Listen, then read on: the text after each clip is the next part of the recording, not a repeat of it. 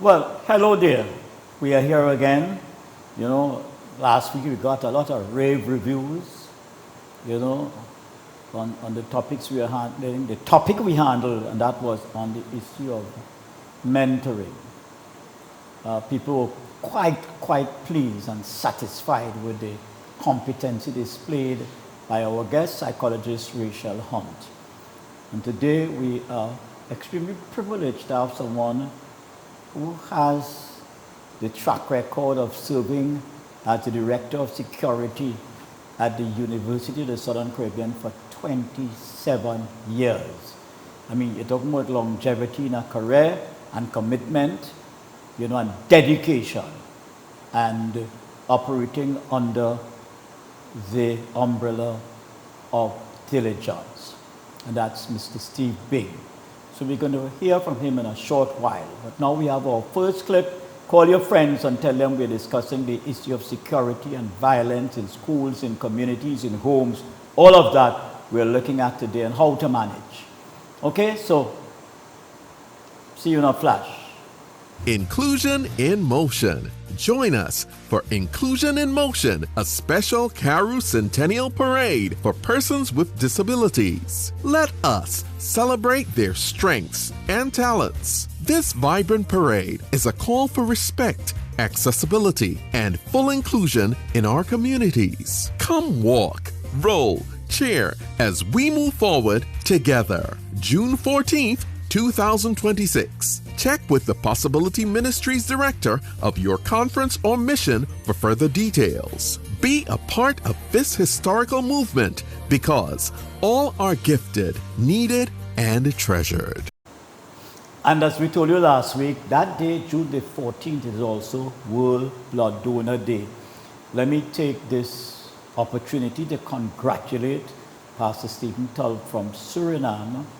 We're going to try and get him on at some time, but let us take the opportunity to really congratulate him for the amazing job of being recognized by civil government in Suriname as one of the leading blood donors in the country, over 60 times. I mean, breaking all records, so we compliment him. And in terms of a group we have called CALA, Caribbean Religious Liberty Association, we are seeking to really give full regional support to blood donation on June the 14th, 2026. So next week and other weeks you'll hear more about that. So here we are today looking at the whole issue of crime and violence. I was in a media house there, and I made a couple of statements, and I want to repeat those statements here.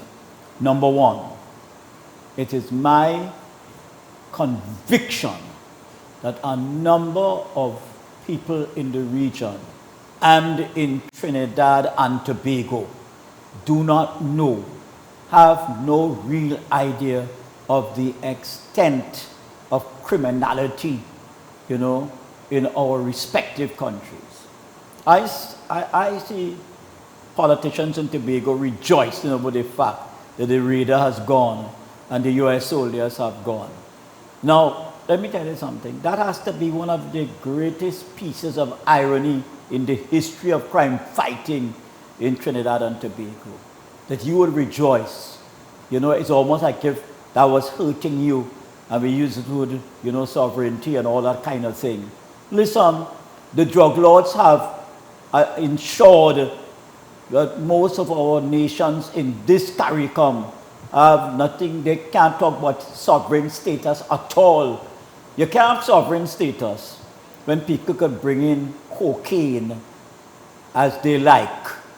You can't have sovereign status when your security services and sometimes your judiciary is heavily compromised. You cannot have sovereign status, all right, when you reject meaningful constitution reform. What absolute rubbish are you talking about sovereign status? When a lot of our homes, you could remember when last you heard about 3 murders in Penal? You could remember that?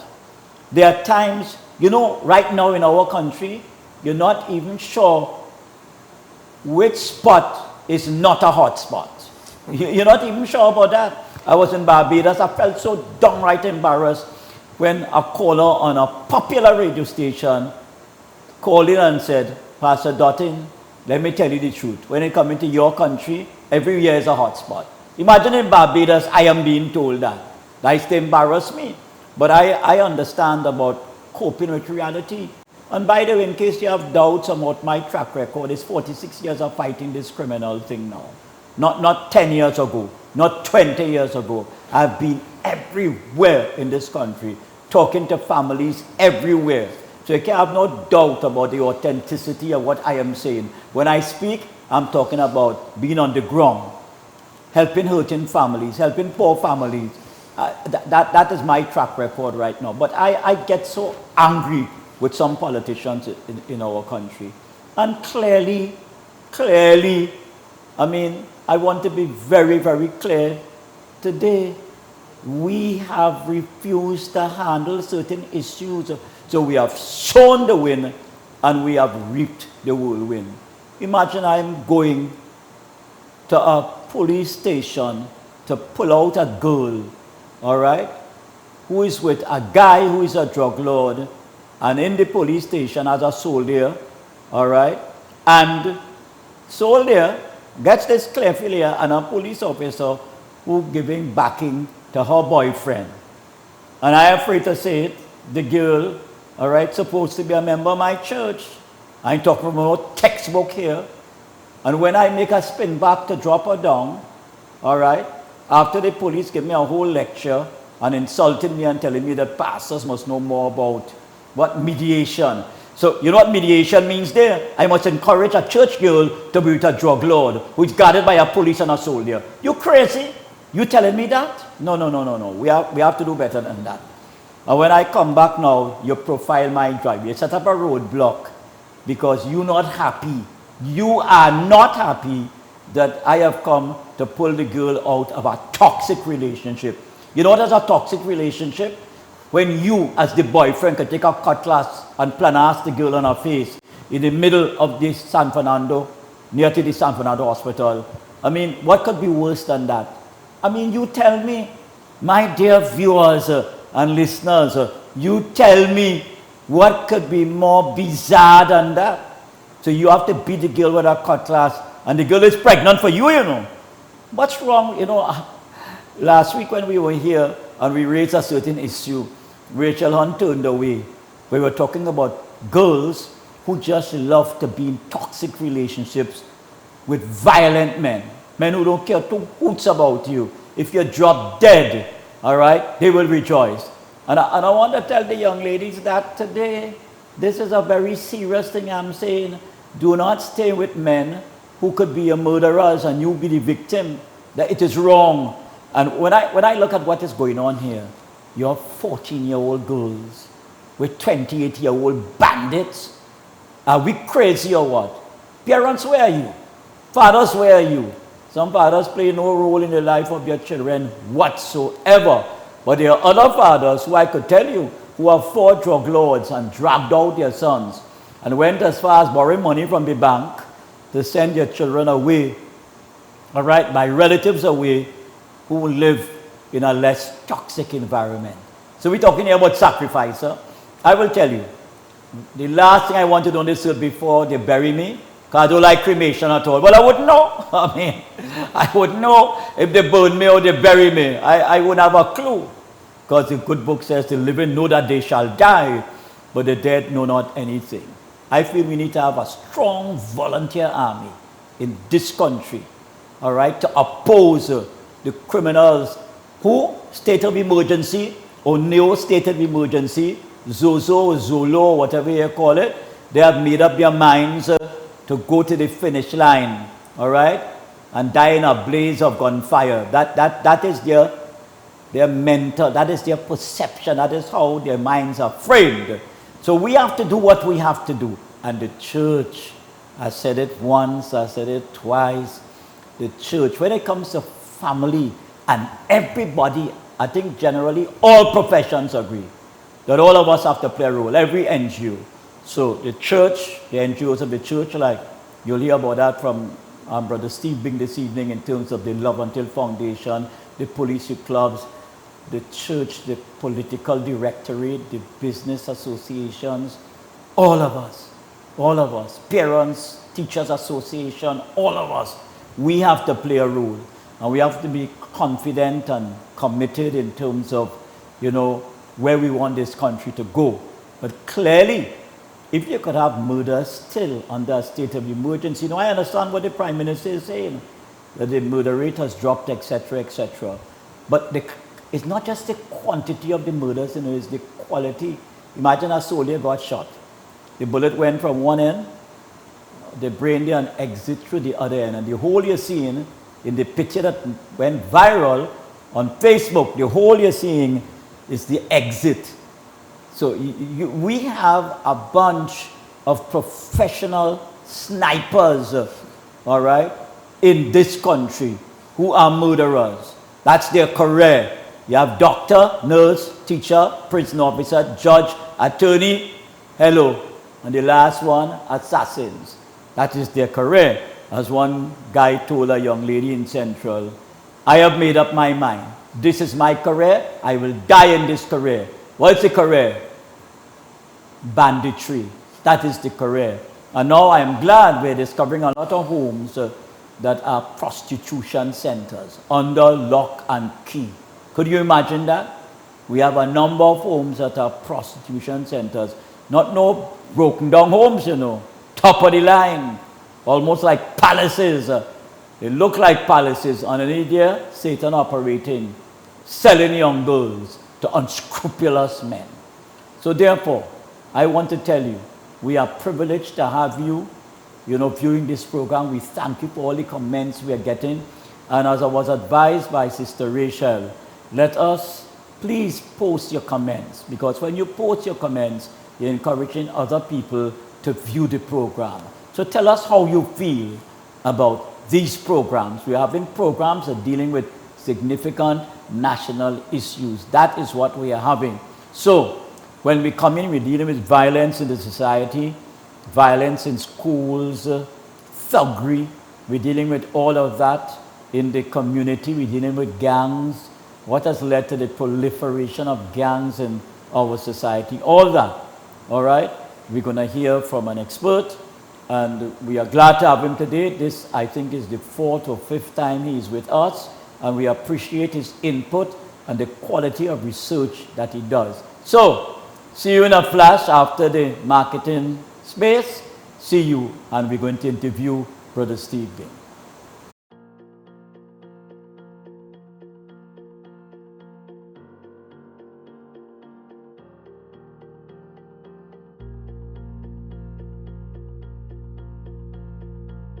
Macon Construction Company Limited. Save big whilst building stronger. We build with our Macon innovative building systems, which provides high wind speed, earthquake, sea blast and fire resistance, is thermally and acoustically insulated, provides improved construction timelines and cost savings. We provide construction services from design to finish and everything in between. Macon Construction Company Limited.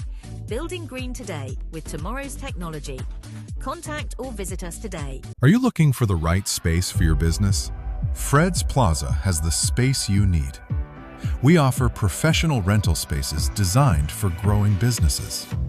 Conveniently located in San Juan on the Eastern Main Road, opposite the PTSC terminal and between Royal Castle and Mario's.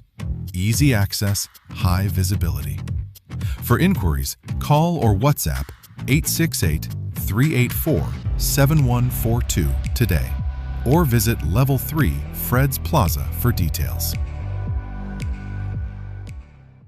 Ready to take your sales career to the next level? If you have a passion for connecting with clients, building meaningful relationships, and delivering results, we want you on our team. Join a dynamic, motivated environment where your experience matters, your ideas are valued, and your drive defines your success. Step into a role with real opportunity. Join the sales team at Real TV, where your future begins. Call us today at 292-6470 or WhatsApp us at 384-7142. You can also send an email to realtv.corporate@gmail.com. Dr. Khan, you find this new generation of children just different, girl. Like, I don't know, like what my mother and father used to do with me in terms of discipline and parenting and things. You find that I'm walking this generation, girl, with this generation?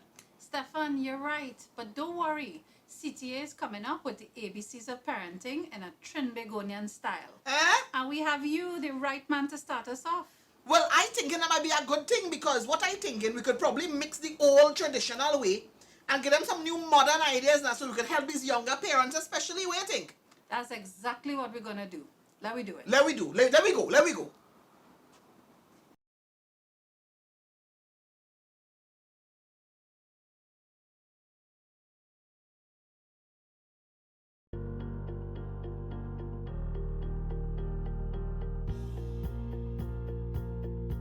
Hey sisters, join us for Grace in Action, a special Karu Centennial Celebration Day of Kindness, organized by the Women's Ministries Department across the Caribbean. Gather a group of friends, choose an act of kindness, and be a blessing in your community. Our action date is June 7th, 2026. Contact the Women's Ministries directors of your local conference or mission for further details. Be part of this beautiful movement of women serving with grace.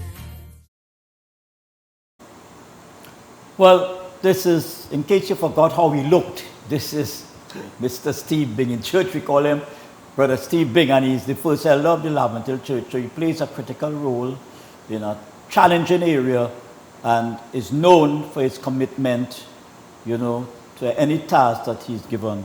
Brother Steve, we welcome you. Let us dive straight into the first thing we want to talk about, the penal killings. Now, as far as I know, when I heard that's triple killings in penal, and I heard the names of the individuals, one from Port of Spain, one from San Fernando, one from the community. I thought about, Steve, what Leela Rambin said about the migratory criminal, that some fellas operating outside of their territory. What is your first response to that? Actually, in fact, I saw the article in the newspaper, and I followed up with an article written by Susan Mohammed in the Trinidad Express. And I looked at the age of the victims. One is 17? 17, 21, and 22. 17, 21, and 22. These are young men that, in a different space, in a different place, they would have been able to contribute so much to the society. To society. At least they could get at least 40 years from them still of service. And here it is. They gone down. Dead. And I'm seeing. I was reading where I think Jordan, that is Buki's son, his mother is in prison, she's incarcerated. And he only turned 17 years last month. Last month? February month. So he could have been involved in stuff while he's 14, 15? Well, as I said, when we look at the article or the research done by the Arizona State University in conjunction with the regional security system, they were talking about the ages in which persons or young people join gangs, or they call them troublesome youth groups in the Caribbean, within CARICOM. And I think St. Kitts at the lowest was 9 years old. Persons as young as 9 years old would join in gangs or troublesome. 9 years old. 9 years old. Joining gangs. Right. And then when I look at, there was an article recently, again, where a young man was arrested in Tanapuna. And I think he was 16 years. He was 16 years, and parents were saying, well, he shouldn't be incarcerated. I think they took out a PDO on him, and they said you have exams to do, etc. But at 16, he'll go to YTC? Yeah, well, the equivalent to what we have now. And I am saying that, well, it's just detention. He haven't been, well, I think he was charged. He was found in a house with arms and ammunition.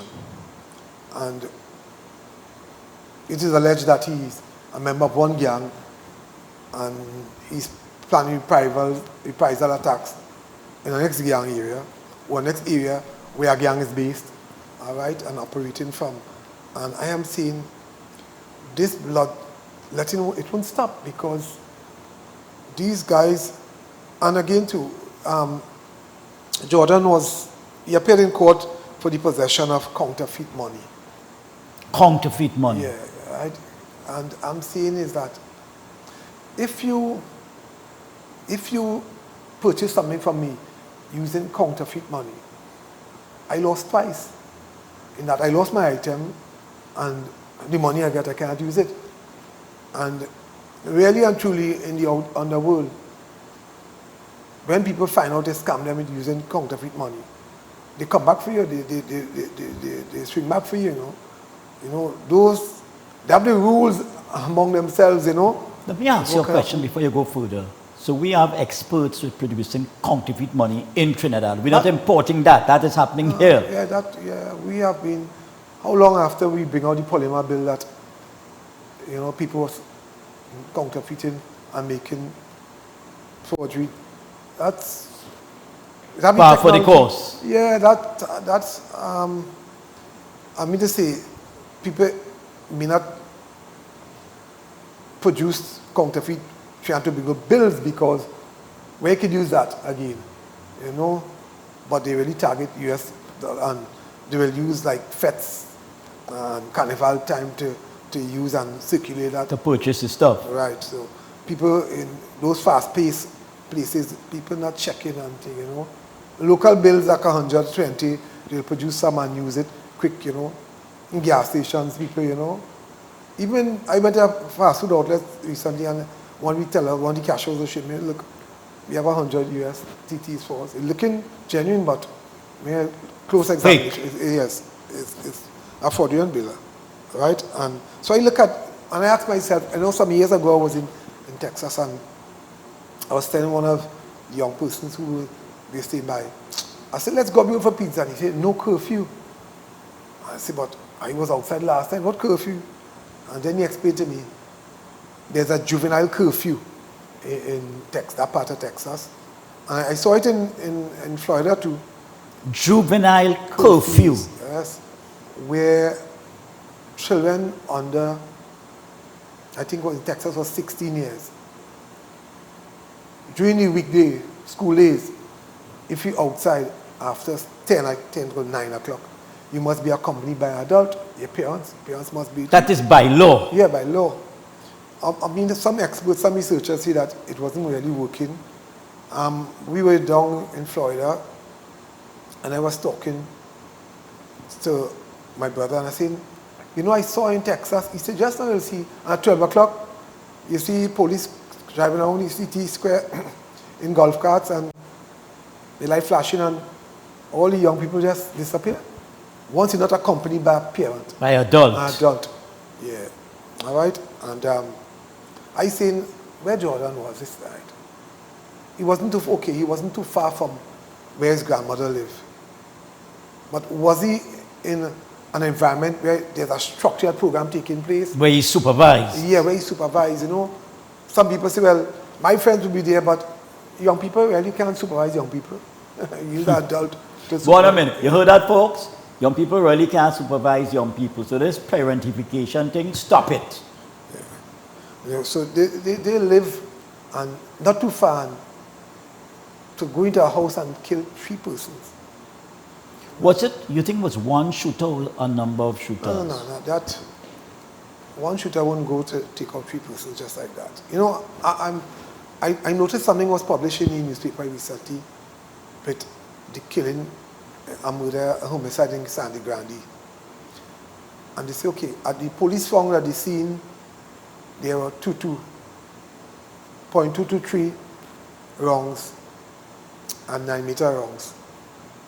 Very rare you hear that .223 rounds being used. What makes it so rare? I think, okay. Availability? No. At 0.2 to 3 is equivalent to like a 5.56 round, the same rounds used in a AR-15, all right? Oh. But what happens is that it's the pressure that this round produces. It's less pressure, and now persons like to use those rounds when they're using suppression, a suppressor on the firearm. It make less noise, you know. You don't have that kind of bang it you will get and you don't attract attention. Right, but the minute it was published, it told me something that, hey, I think they wanted people to know. They wanted people to know that, hey, these are the fun ball game, you know. And I say, oh, we in some serious times in Trinidad and Tobago. I don't think we understand how far we have reached. Well, I feel that way too. I have that strong, when I hear people how they relate to the radar and foreign soldiers and the bombing of boats in the oceans, right? Because I don't think you just bombing a boat like that. I think there's a lot of intelligence, satellite, everything that tells you these fellas have poison on board.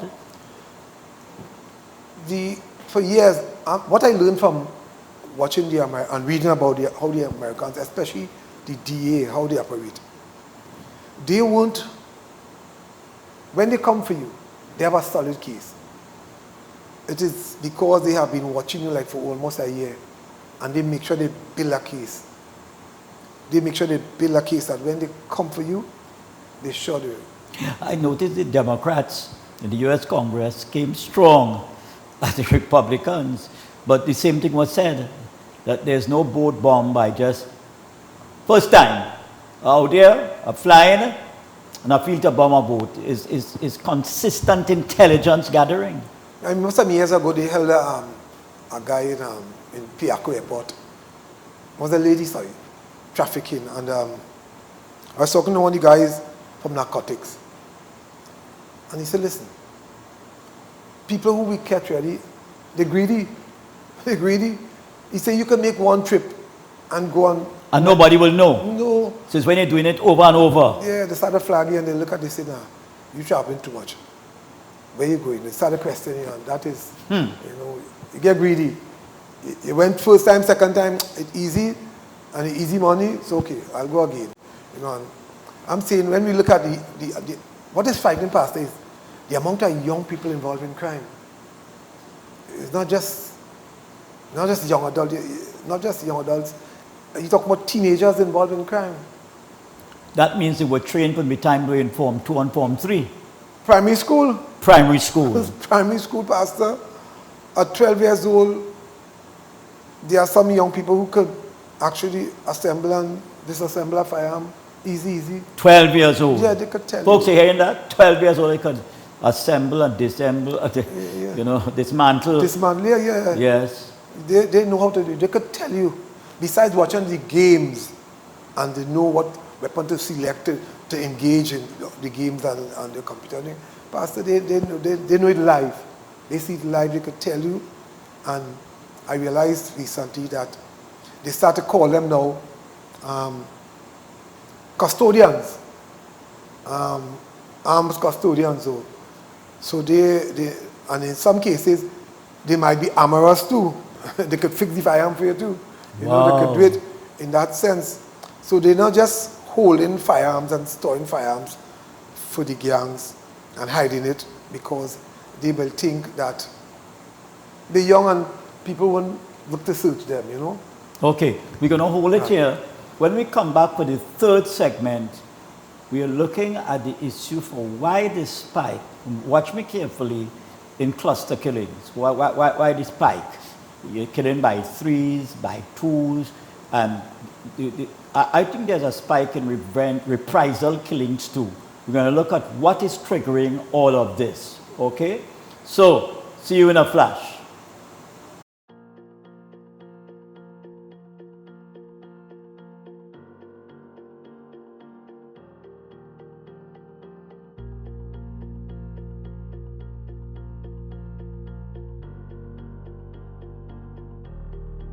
Need a space to record your podcast, interview, or video content?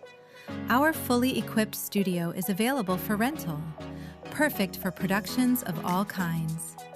Enjoy a professional studio setting, quality lighting, and a comfortable environment designed for smooth, high-quality productions. Call or WhatsApp today to book your studio time.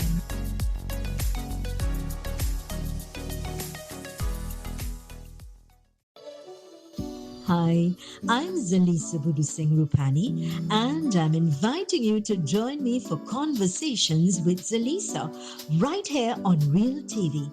It's not just another talk show, it's a space for real stories, real insight, and real impact. We cover it all: health, law, parenting, relationships, drug and substance abuse, mental health, social issues, and so much more, with expert guests who help bring clarity to life's most important questions. So whether you're looking to be informed, empowered, or simply inspired, this show is for you. Weekdays at 10 a.m. with repeats on Real TV.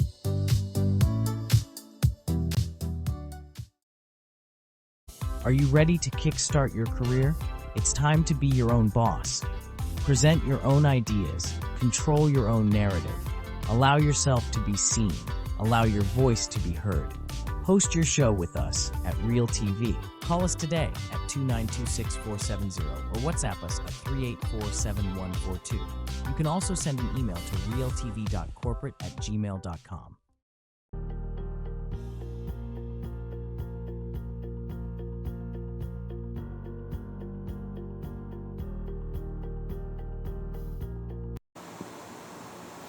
When I listen to you, I get the impression that unless we intervene in the teenage population, we're going to have replacement killers. So the old gangmen and gunmen die out, and we have a whole new group, to replace them, which is frightening. And the other thing I think about is that when I see young people pulling down to the ground security guards who are trying to intervene in the gang stories in the schools, and I see a principal lying flat in her back, it makes me wonder where the society is going. What's your response to all of this? Recently I was talking to some young people, and youth leaders and other seniors in a church setting, and I'm saying when we're planning, we should plan 5 and 10 years ahead. So our young people, 5 years now, in 2031, they will be 10 years old. Right. And those are 10 years, it will be 15 years. And if we have persons that's as young as 9 years old joining a gang, it means if we start a plan for them now at 5 years old, and don't look ahead, they bolt already, they're gone. They joined the gang already long time. We're behind the curve. And when we look at try to picture our society 5 years from now, what will it look like 5 years from now? Where the gang culture will be 5 years from now? What are we willing to accept 10 years from now? A friend of mine, every of mine was in Colombia, and he said, "Uncle, you can't operate a bus in Colombia without paying taxes on the streets. The gang control the streets. You come in those communities, they stop you." That's Escobar legacy. Yeah, like you're paying a toll. They stop and you have to pay. And some people come on the bus and tax everybody. Everybody on the bus pay. Whether that's $2 or $5, they pay. You understand? So we have to look ahead. Have we amended our laws or drafted laws that will deal with extortion? Because extortion is a kind of anonymous crime that people could do it and get rid of it easier. Mm-hmm. A phone call. Yes, so we have to go at that early. Don't wait for it to develop and then it get entrenched in societies and the police and law enforcement agencies behind. No, we have to look ahead. Where will it be next 10 years? What will extortion look like next 10 years in Trinidad and Tobago? And we have to look ahead and do that. I was looking at violence in our schools. I don't know if you want us to go there. Sure, let's go there. Well, that's what the topic is. And here. I saw Minister of Homeland Security, Mr. Alexander, reported that for last term, 20 September to December last year, 19 persons were arrested, right? Yeah, I saw that, the statement in Parliament. 19 persons were arrested. So where are those 19? And a detention They center? were charged. They were charged. They were charged. They were charged. And so they got bail, right? So you have assault with a weapon 1, possession of a weapon 2, persons were charged. Possession of a weapon and assault with a weapon 1. Possession of marijuana 5. Possession of marijuana for the purpose of trafficking 3. Possession of marijuana for the purpose of trafficking and possession of a weapon 1. Robbery, that possession of a laptop 2. Assault by beating 2. And I think obscene language, resisting arrest, and disorderly behavior. These are students. Yeah, these are students, right? Was 2. There were 2, right? 2 persons involved. But if we look and analyze this thing, what caught my attention is that possession of a weapon 1, possession of a weapon, assault with a weapon 1 person charged, possession of a weapon 2 persons charged, possession of a weapon and assault with a weapon 1 person, and then possession of marijuana for the purpose of trafficking and possession of a weapon 1. So you have 1, 2 or 3, 3 and 1 is 4, 5 persons. 5 incidents involving weapons. By teenagers? Yes. So, although you might have 2 persons just charged for possession of a weapon, what they had it for? To show off? And somebody gave them, or they purchased it? Well, they rented it? No, it could be, it don't want to be a firearm, it could be a knife, it could be a big stone. Okay. It could be, you say you have it for protection, it could be anything, any object you deem to be offensive weapon, you could.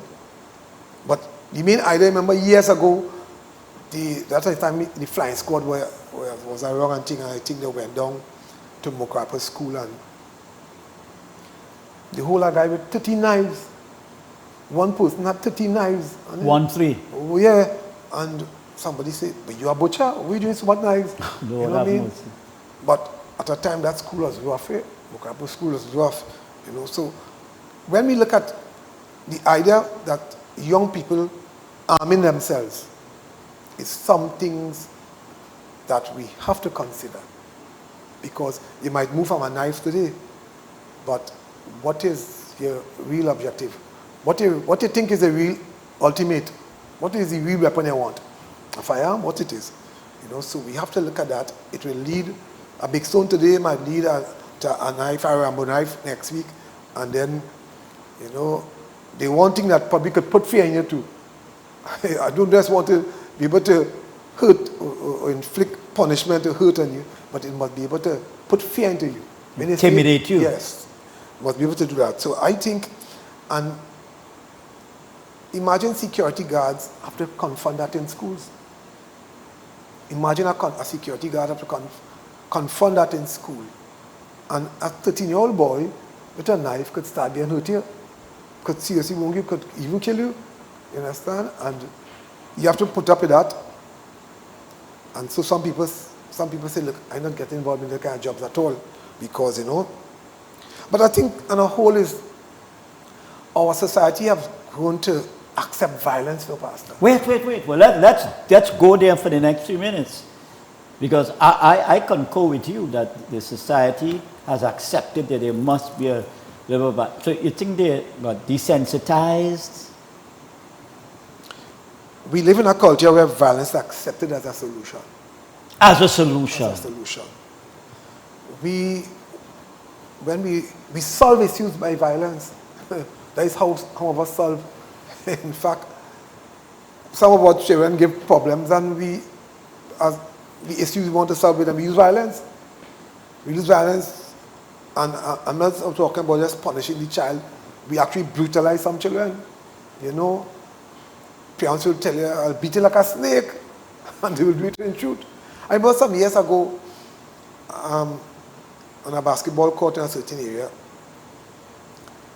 a certain guy will kick up this big man on his face and thing, and Brett beat him up, and then after somebody told me, they say, that his father is kicking up there. So if you could do your father that. In front of people? Yeah, in the basketball court in public.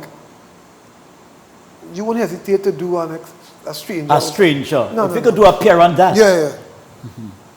You know, recently I remember a school there, the classes, they couldn't resume classes because there was no furniture.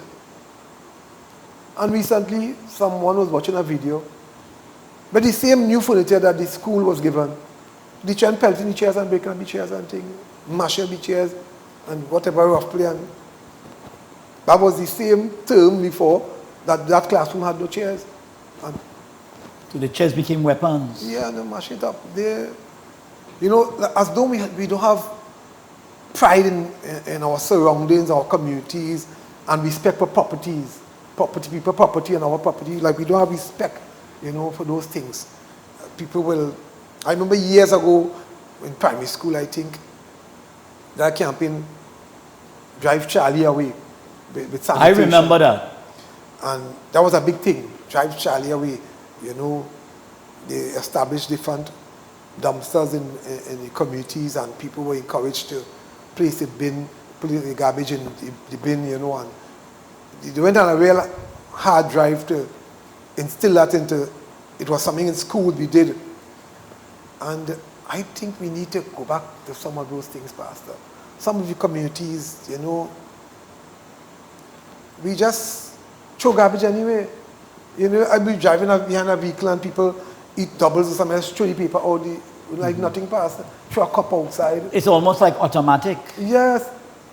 Why you can't put it in your car? Why you can't keep it in your car until you reach home or you're dumb and throw it? Some people take their garbage from their homes and pass on a street that a neighbor might have a garbage bin just to the front, that might be the day to collecting garbage, and just throw it next to the resident garbage bin. If the bag bursts, so if dogs pass and tear it up, so the street will just get litter again, and we don't just care, we have no care. I remember Harvey Boris had a program, you know, I Love My Country. I Love My Country, yes. He keep talking about, you know, keeping your community clean, and I saying, boy, Harvey fighting like he fighting a losing battle with this program. It is so hard, you know. I was looking at an article too, down some suggestions given by this girl, Sally Bad Buffon. And she talked about people not respecting boundaries again. People not respecting boundaries. Long time, years ago, you could say, you wouldn't go in a church and do some things. You wouldn't go in a school and do some things. But now? You won't disrespect a police officer. You won't disrespect a prison officer. Yes, some of them might be disrespectful themselves, but you wouldn't even put it in your mind, you're taught to do it because, you know, it have consequences. Now those lines keep disappearing, you know. Those lines keep disappearing. So you are saying that if we want to restore this society, we have to start restoring things like boundaries. Some things you're allowed, some things you're not allowed, and you enforce it. Of course. As I said, a school is considered a safe space. There should be zero tolerance when coming to violence and any kind of indiscipline, especially when it's perpetrated by adults in those environments. That should be a safe space, Pastor. People should be allowed to get away. When the message goes out that they see the space here, this won't be tolerated here. I mean to say, people didn't like, a lot of people have expressed their disappointment in the US strikes on some of these vessels. And, but a lot of the trafficking vessels had slowed down. Men wasn't taking those chances. And I heard the prices have gone up. Yeah, men wasn't taking chances. We're coming back for the last segment on Inspired, and we look at the issue of solutions, you know. What we have to do to bring back discipline, what we have to do to get teenagers to behave like children, not like hardened criminals. We're going to look at that when we come back within the next few minutes. Good.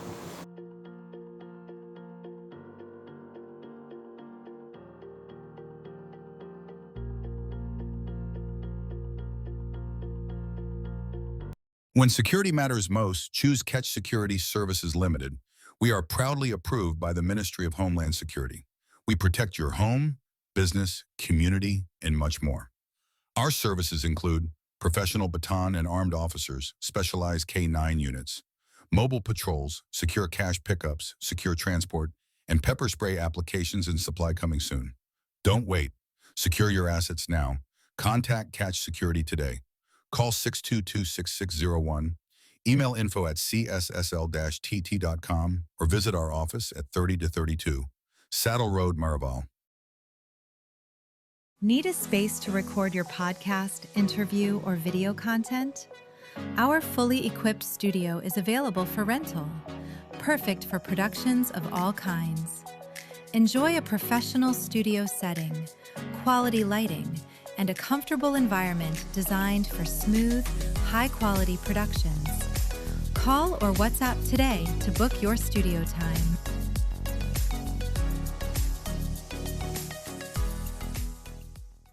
Farm India Expo would like to wish all our valued customers a blessed Ramadan 2026. We are now open with a complete change of stock located opposite Medford Gas Station, Chaguanas, featuring brand new styles and the latest products straight out of India. Shop from a wide variety of clothing, accessories and special goods catering for all your e-shopping needs. Plus, don't miss out on our full-size Indian food court with delicious meals and treats for everyone. Come visit us at the Farm India Expo, conveniently located opposite the Medford Gas Station in Chaguanas. Farm India Expo, your one-stop destination for Ramadan and e-shopping. We can't wait to see you.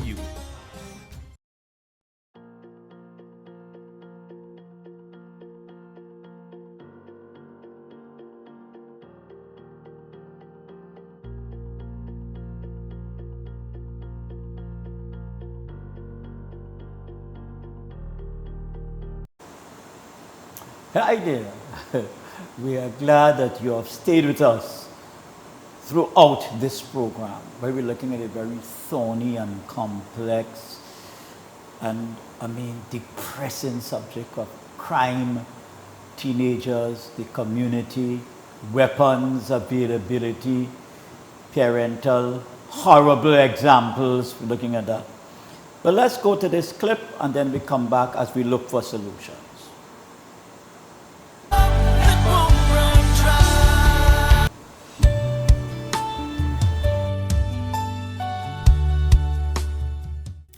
Hey guys, welcome to Friday Night Blessings. My name is Adjo Hoyt and I am from the beautiful island of Barbados.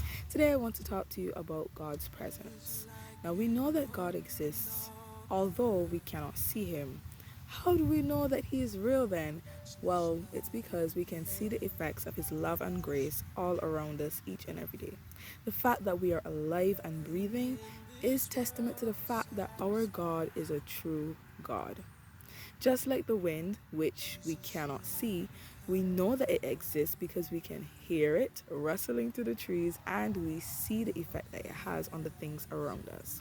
There's some days when that wind is strong and you cannot help but notice it. You feel it on your skin, and like in a mighty storm, you cannot ignore that it is there. But there are other days when the wind is not as strong and you can barely feel it. On those hot summer days when the sun is blazing, you just want the wind to blow, but it doesn't seem to be there, and you can barely see the leaves on the trees moving. Well, sometimes God's presence can be like the wind. There's some days when we can feel the Holy Spirit with us and we can feel his power and his presence, and we feel motivated and ready to do God's work. But there are other days where we don't feel as motivated, or there are other days where we just don't feel God's presence near. And we may start to ask ourselves questions like, did I do something to make God turn away from me? Or am I worthy of his love? Has God left me? Has he forsaken me? Does God care about the difficulties that I'm going through right now? For me, I take solace in the verse which says that nothing can separate us from the love of God. That truly helps to keep me grounded in those tough times. You see, we live in a world of sin, and we're not always going to feel motivated or strong or encouraged, because the devil, he's out to get us, and he wants us to feel low, and he doesn't want us to feel close to God. But if we can claim his promises and listen to what he says in his word and hold close to those things which God has said, then we can help pull ourselves out of those deep dark holes. Those same very moments when we start to wonder, hey God, are you still there? Because guess what? His word says he will never leave us nor forsake us. And so my encouragement for you this evening is, if you've been feeling disconnected from God, if you want a stronger relationship with him, and if you just want to be closer and feel his presence with you, take up your Bible. How else are we supposed to get to know the one who loves us the most? Pick up that Bible, feel those pages, read what God says to you in his love letter, and then claim those promises. Claim what he says in his word in your personal life. Pray to him and say, God, this is what you've said, and I claim it and believe it, that it will be fulfilled in my life. And then, you see, life gets so busy. We don't take the time to seek God's calming presence, but we have to take the time to pause, to listen for his voice and hear what he has to say to us. Don't let the devil win. Don't let the devil steal your joy. Do not let the devil stand between you and God's presence. Just like when the wind is blowing really softly, you have to stop in order to feel it near. Take the time to pause and feel God's presence with you. Jesus, you're the cup that won't run dry. Jesus, you're the cup that won't run dry. 8 minutes, and I'm giving it to you to tell us about possible solutions. Okay, last week, or the last time I was here, we talked about letting parents sign the child behavioral contracts when a child have been disciplined and they agree to conduct themselves according to the school code of conduct, that the parents must so the also school sign. engages in that process? Right. So when the parents, teachers, the principal and the dean have the conference with the child to deal with the matter, the parent should be present, right? And must also sign too.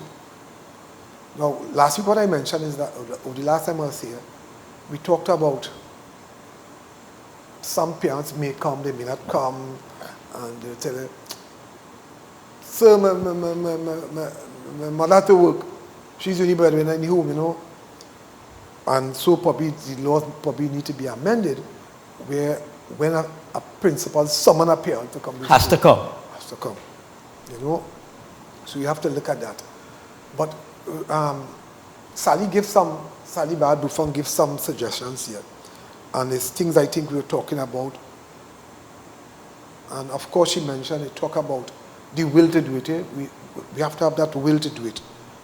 She talked about teaching emotional intelligence, make self-control, empathy, and conflict resolution as fundamental as in maths or English. Wow. You know, my sister told me once she went to the Turks and Caicos,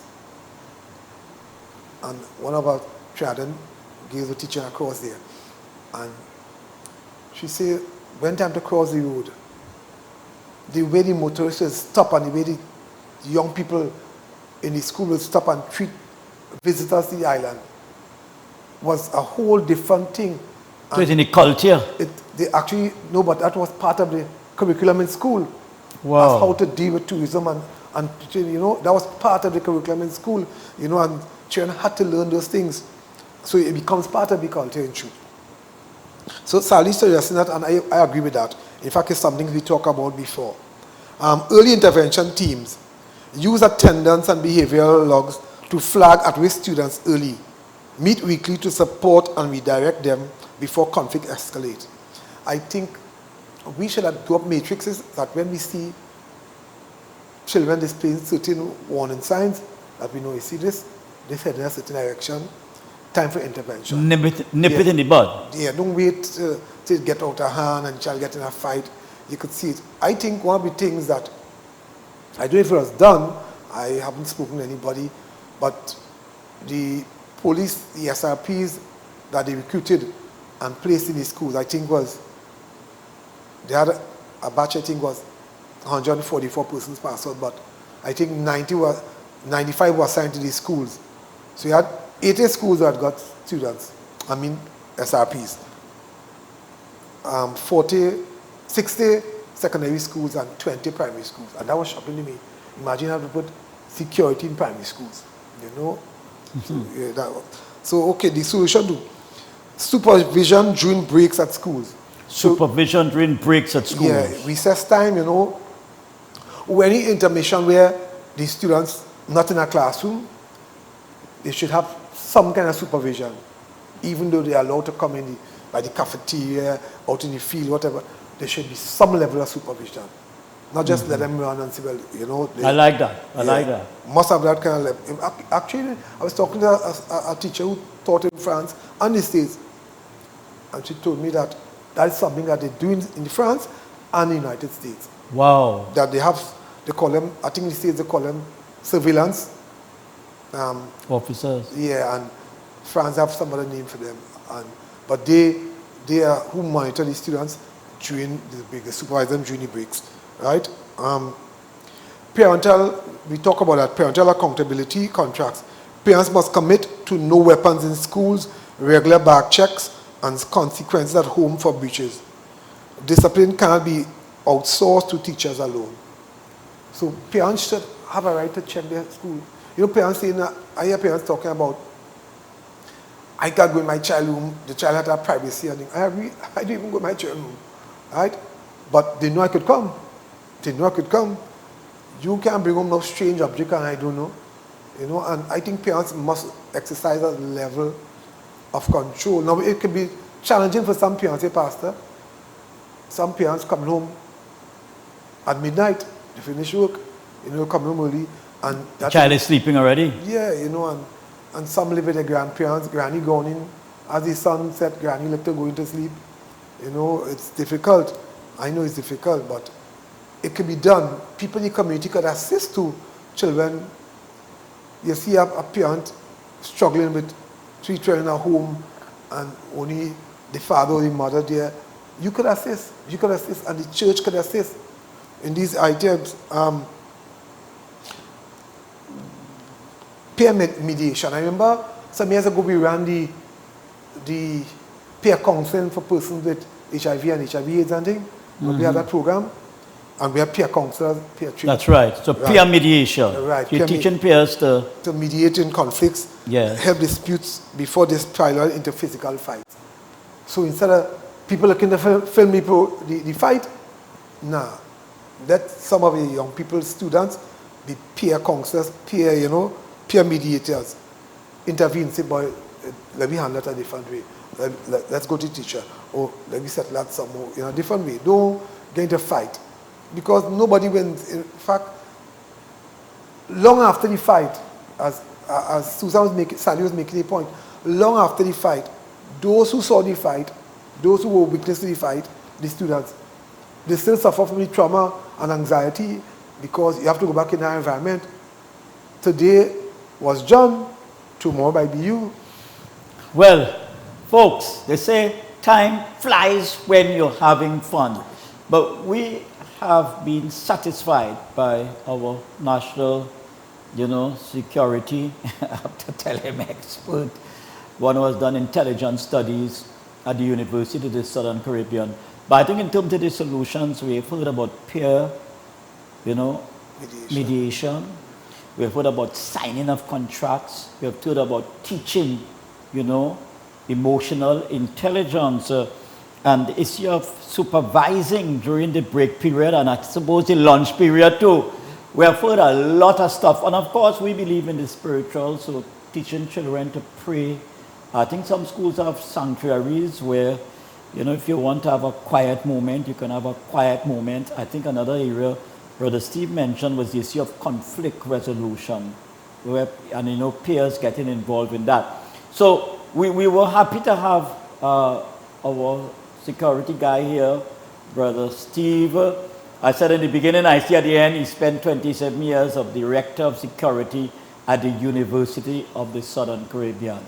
That is his track record, and he's also a church elder and one who helps us with Courage Unlimited. Please, this your support group. So may God bless you.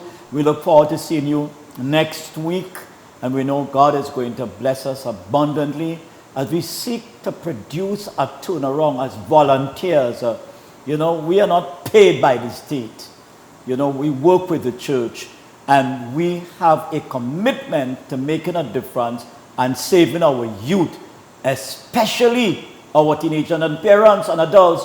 All of us, we have a role to play to rebuild this society. God bless you. God bless you.